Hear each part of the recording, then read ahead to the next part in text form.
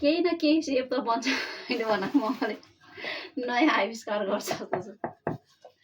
म त गोले भन्छु मलाई गोले आउला जस्तो छ मैले फेरि मोमो बनाउन एक दिनमा सिकेको एक दिनमा के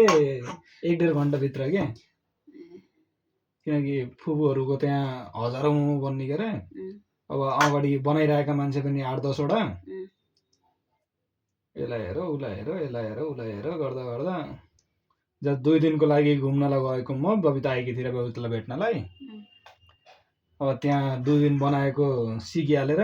जस्ट मजा लाग्यो के ठिक छ हैन एकदम दामी भएको छ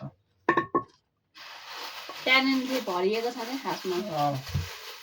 कहाँ भर्दैछ भनेर भित्र भर्छ